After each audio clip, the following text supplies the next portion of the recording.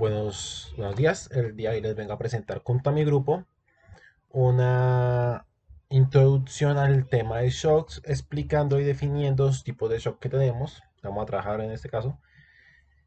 Mi grupo está conformado por Juan David Mora, César Varela, Andrés Rivera, Daniel Paterina y quien les habla, Diego García. Bueno, iniciamos. Iniciamos con la introducción diciendo que el shock cardiogénico es la principal causa de muerte en los infartos agudos del miocardio, que incluso a pesar de los avances en diagnóstico y terapéutica de las últimas décadas, su mortalidad continúa siendo preocupantemente bastante elevada. En definición, es un estado de hipoperfusión tisular severo en el cual el corazón no tiene la capacidad de mantener un estado cardíaco adecuado para suplir las demandas metabólicas tisulares que se caracterizan. Además, esta se caracteriza clínicamente por manifestaciones de la disminución del flujo sanguíneo en el cerebro, en los riñones y en la piel. Se debe a que un fenómeno, una marca de difusión sistólica y diastólica, caída del volumen del latido, es decir, la disminución del latido por volumen, la presión sistólica menor a 80 milímetros de mercurio, hay taquicardia, oliguria, presión de llenado ventricular y presión de capilar pulmonar elevadas y un índice cardíaco menor a 1.8. Bueno, informamos cuál es su fisiología. Bueno, en el estudio a pacientes fallecidos por shock cardiogénico demuestran pérdidas mayores del 40% de la masa miocárdica funcional del B1. Esta obstrucción miocárdica puede ser resultado de un infarto único extenso o de la superimposición de varios infartos pequeños. Una vez ocurrida esta obstrucción coronaria, se presenta un ciclo progresivo del daño isquémico. Entonces, todo esto va a llevar a lo que conocemos como el shock cardiogénico. Bueno, vamos a hablar sobre su presentación clínica, es decir, en cuál es mayor es el índice de pacientes que padecen, y esto suele ser en personas mayores de 60 años, personas con diabetes mellitus, ya sea tipo 1 tipo 2, que tienen una historia cardíaca en el miocardio, y además de eso tiene una historia de insuficiencia cardíaca. Vamos a hablar ahora de su patología. Bueno, sus principales patologías son arritmias, infarto al miocardio, miocardiopatías, insuficiencia mitral. Esas son las principales que se conocen actualmente. Y finalizando el tema, vamos a hablar sobre su tratamiento y diagnóstico. Bueno, su diagnóstico es una evaluación inicial, que es la evaluación de los signos vitales de ritmo cardíaco y el y la, y la respiración y la frecuencia respiratoria que hay que ejercer los pulmones. Bueno, se realiza un electrocardiograma que puede revelar las lesiones evidentes, pero no infrecuentes. Se observa solamente una depresión del segmento ST o un trastorno en la conducción intraventricular no específico. Bueno, ahora hablaremos del choque séptico o choque por distribución. Para ello debemos recordar que el choque es un síndrome caracterizado por una incapacidad del corazón y del sistema circulatorio periférico en poder perfundir adecuadamente órganos vitales. Esto lo que va a conllevar es que no va a haber una cantidad de oxígeno apta para las células y tampoco de sustratos. Esto va a conllevar a que la célula empieza a presentar una hipoxia celular y a desencadenar diversas alteraciones metabólicas, generando un estrés metabólico hasta proporcionar una falla metabólica celular. Teniendo en cuenta esto, entonces hablaremos de qué es el choque distributivo o el choque séptico. ¿Por qué hablamos de esta manera? Las anomalías de distribución del flujo sanguíneo pueden producirse de manera profunda frente a alteraciones de la perfusión tisular, y esto va a afectar el gasto cardíaco de una manera que no va a verse reflejada. ¿Por qué vemos esto? Porque como tal es por la distribución y no por unas alteraciones del corazón y demás. Entonces el gasto cardíaco va a estar normalmente en sus rangos estables o va a estar elevado. ¿Por qué? Porque como tal la situación viene siendo por una mala distribución del flujo sanguíneo frente a alteraciones o anomalías en el tono vascular. Entonces el shock séptico o choque séptico es el más frecuente en esta forma, que es un choque distributivo. Para ello debemos entender como tal que es la sepsis, y la sepsis es una infección que se manifiesta sea por un virus, un parásito, o sea, un agente microbiano que va a desencadenar una respuesta inflamatoria, pero va a generarse a nivel sistémico, tanto así que va a desencadenar una patología que se llama SIRS o síndrome de respuesta inflamatoria sistémica. Signos y síntomas principales de la sepsis como tal: va a empezar una taquicardia, una taquipnea, fiebres o hipotermias, alguna de las dos, y una leucocitosis o leucopenia dependiendo del proceso o la fase en la que esté. Esto va a generar una disfunción multiorgánica frente al déficit de la distribución y la buena perfusión de los órganos blancos vitales principales, como lo son hígado, riñones y cerebro. Entonces, teniendo en cuenta esto, va a presentarse que cada vez que se va agravando, va a llegar hasta un punto que es el choque séptico. ¿Cuándo es que nosotros vamos a determinar que es un choque séptico? Porque es una sepsis más una hipotensión arterial presente. Por eso hablamos primero de qué era la sepsis, para poder entablar qué es una sepsis y poder entender que cuando se presenta esta más una hipotensión arterial persistente o constante, esto se declara como sepsis. Esto va a generarse por una insuficiencia circulatoria, que es en los rangos normales cuando se empiezan a ver menos de 60 milímetros de mercurio en la tensión arterial sistólica. Entonces, el cuerpo no recibe adecuado oxígeno, lo que va a empezar a desencadenar peores funciones de las que ya estamos viendo. Las anomalías van a ser bastante profundas y el llegar al choque séptico va a aumentar la mortalidad en los pacientes.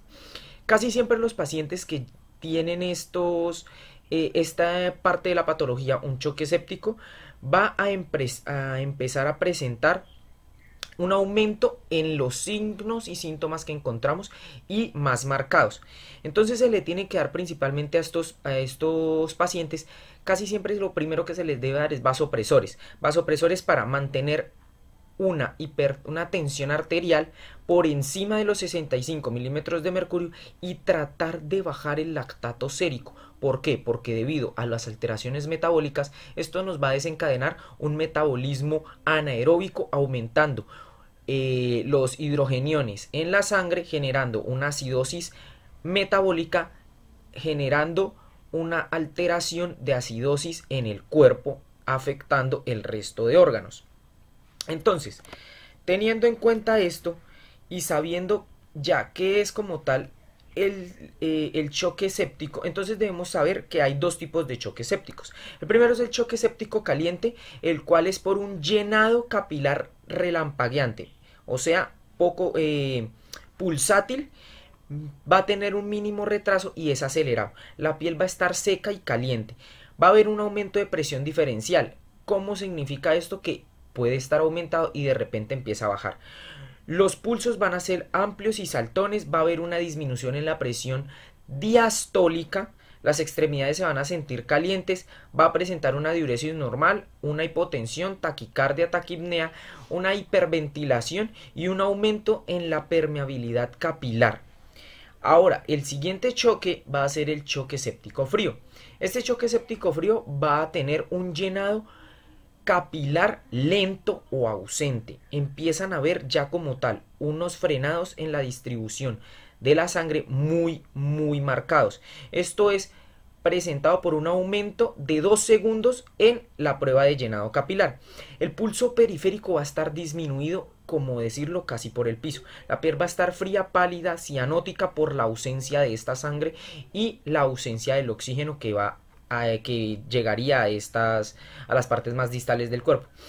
Entonces va a presentar una oliguria, no va a orinar para poder tratar de sostener la mayor cantidad de volemia en el cuerpo y poder hacer una respuesta fisiológica ante esta patología. El gasto cardíaco va a disminuir, va a generar una vasoconstricción marcada y tiene tres fases como tal, que la fase inicial es una hipoxia crítica, la establecida que es una hipoxia isquémica y la refractaria que es una hipoxia por ectasis. El shock neurogénico se produce ante una pérdida repentina del tono autonómico, debido a la lesión de la médula espinal. El término se acuña indistintamente con el choque espinal, pero este se refiere a la reducción de las funciones motoras sensitivas y reflejos de la médula espinal por debajo del nivel de la lesión, mientras que el shock neurogénico se involucra más en los cambios hemodinámicos que siguen la lesión medular. Bueno, entonces, las causas o qué puede generar mediante la etiología del shock neurogénico se puede generar ya sea por una lesión anatómica del sistema nervioso simpático a nivel de T6 o por una disfunción del mismo provocada por fármacos que van ligados al bloqueo farmacológico del simpático.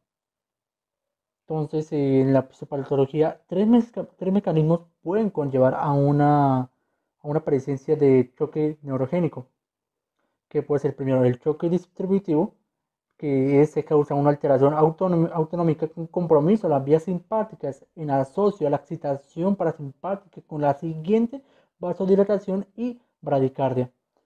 Entonces, como se observa en algunos casos de lesión medular traumática y en enfermedades como el síndrome de Guillain-Barré.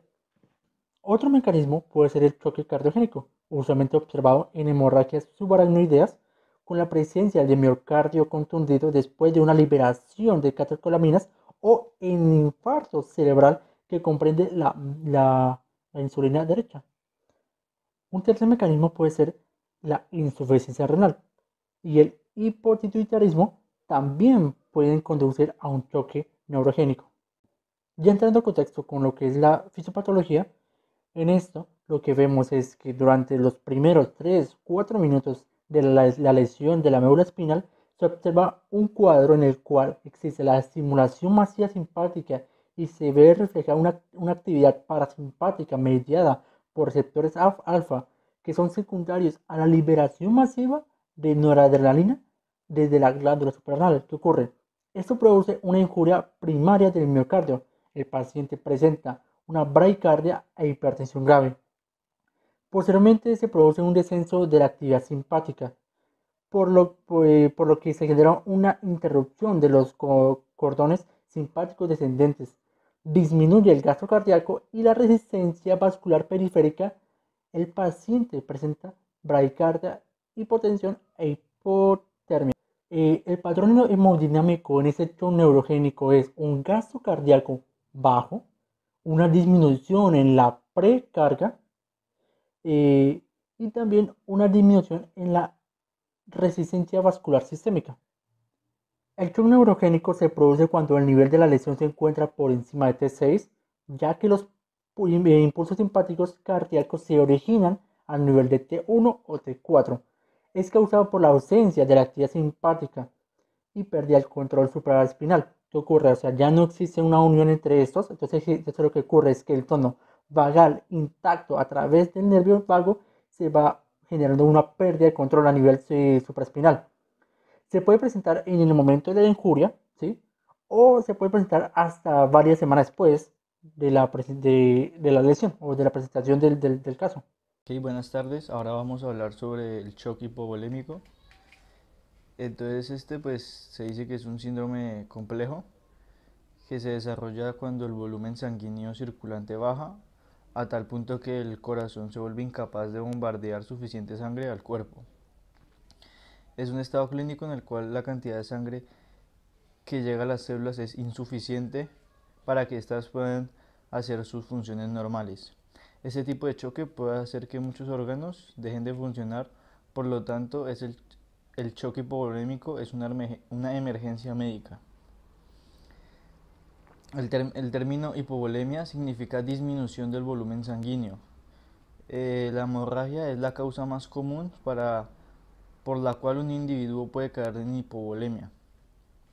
y luego en un choque, ya que se disminuye la presión arterial media de llenado del corazón por una disminución del retorno venoso. Debido a esto, el gasto cardíaco, es decir, la cantidad de sangre que sale del corazón por cada minuto, cae por debajo de los niveles normales. Es de notarse, por la hemorragia puede producir todos los grados de choque, desde la disminución mínima del gasto cardíaco hasta la supresión casi completa del mismo.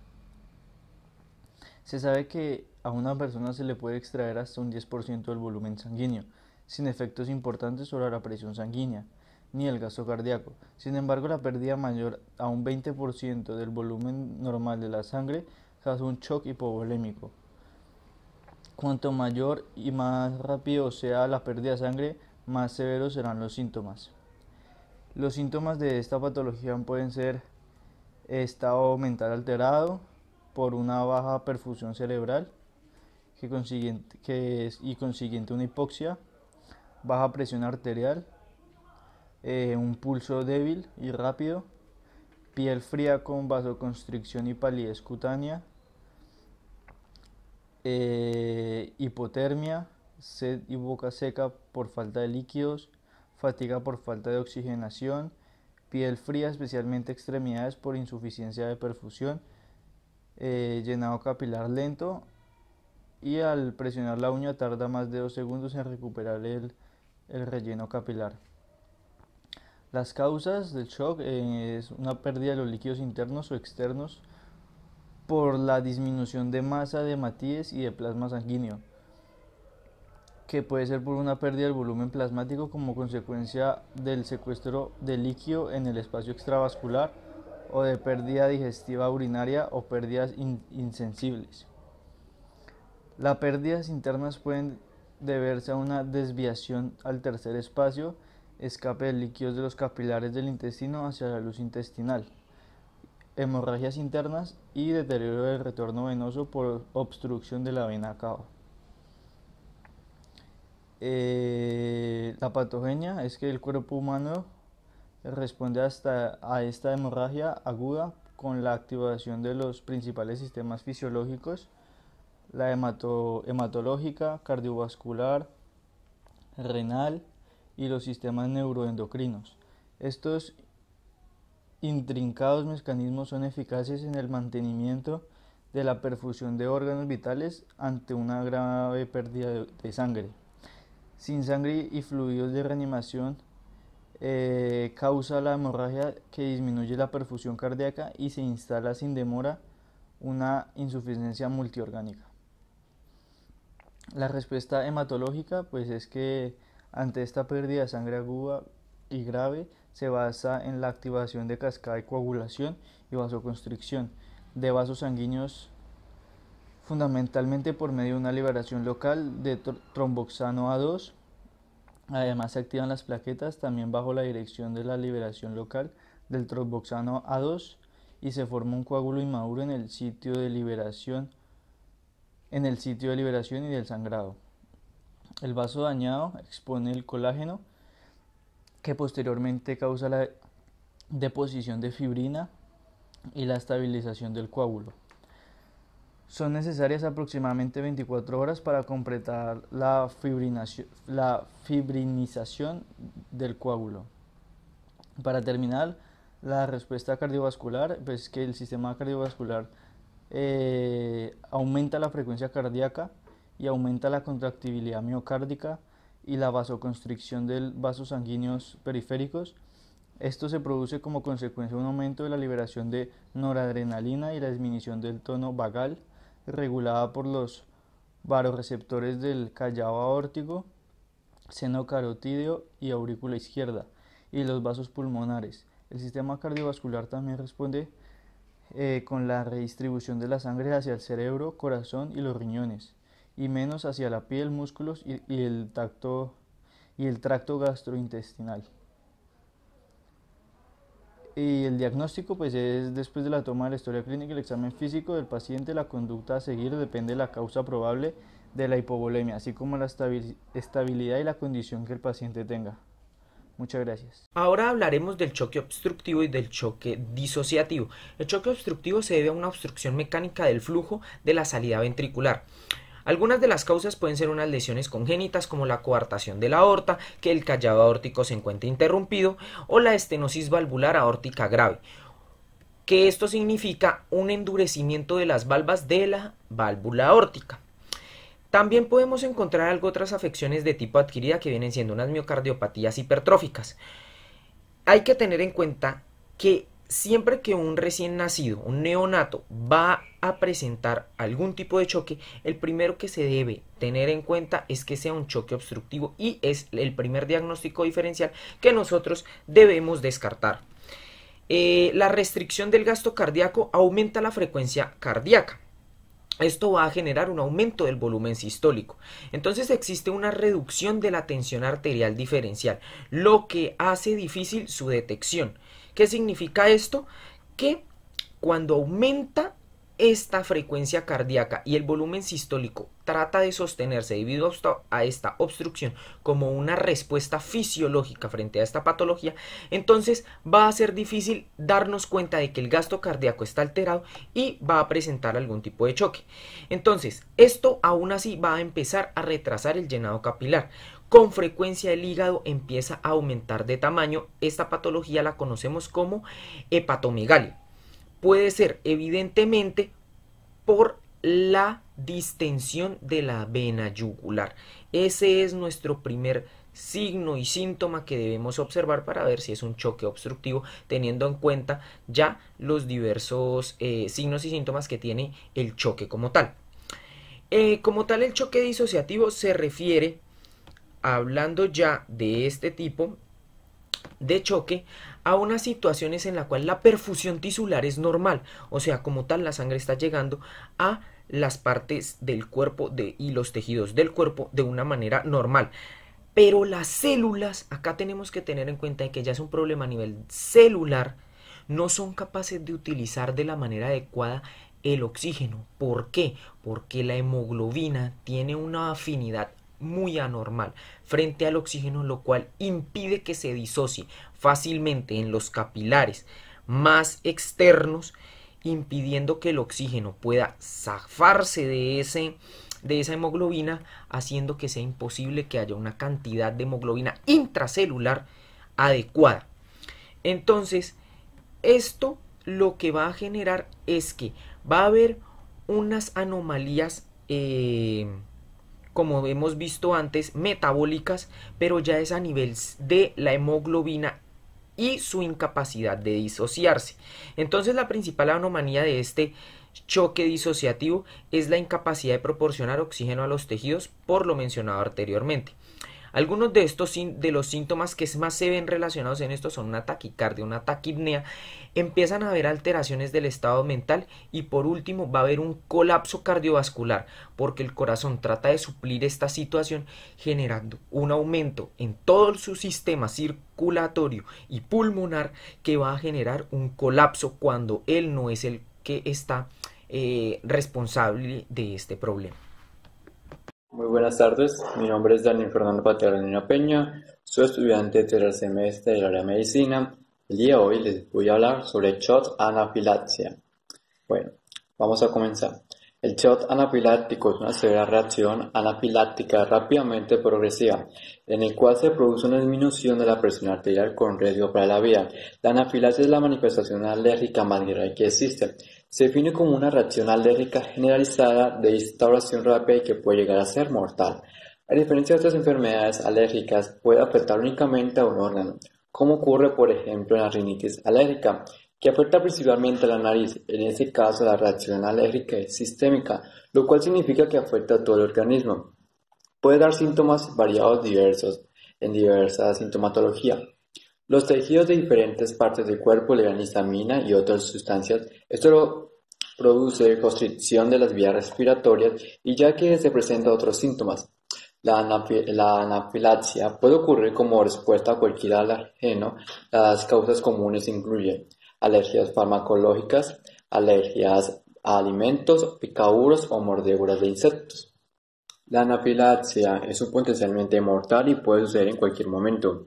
Los riesgos incluyen un antecedente de cualquier tipo de reacciones alérgicas. Los síntomas de un shot de anafilaxia pueden ser leves, moderados o muy graves. Con un shot y aparecen con frecuencia en un lapso comprendido entre pocos segundos y algunos minutos después de la exposición. El agente causal en algunas ocasiones hasta varias horas. En la piel y tejido subcutáneo tenemos la urticaria o edema vasomotor, enrojecimiento cutáneo, el sistema respiratorio, edema de la vía respiratoria superior, ronquera, estiror, tos, sibilación y disnea o rinitis. Los tractos digestivos pueden producir náuseas, vómito, dolor abdominal y diarrea. Los síntomas de shock anafiláctico, independientemente de la causa, puede ser piel fría, pálida o sudoración, venas subcutáneas colapsadas y hipotensión o taquicardia. Un diagnóstico en la práctica es importante diferenciar la anafilaxia de los síncopes vasovagales con frecuencia. En el síncope, la piel suele estar fría y pálida, pero no hay urticaria, edema purítico, obstrucción bronquial ni náuseas. En vez de taquicardia se observa bradicardia. El tratamiento, inmediatamente detener la exposición a las sustancias sospechosas de promover las reacciones alérgicas, interrumpe la administración de medicamentos, la transfusión de componentes sanguíneos o el derivado de la sangre. Bueno, para tener en cuenta las prevenciones, vamos a hablar. La primera es la preocupación para disminuir el riesgo de la aparición del shock anafiláctico.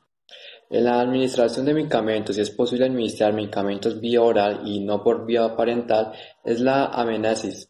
Siempre interroga sobre alergias, especialmente antes de administrar medicamentos intravenosos. No subestimar las notas o otros medicamentos ni la opinión del paciente acerca de la hipersensibilidad a un medicamento. Utiliza las formas recomendadas para probar y administrar un medicamento capaz de provocar reacciones anafilácticas.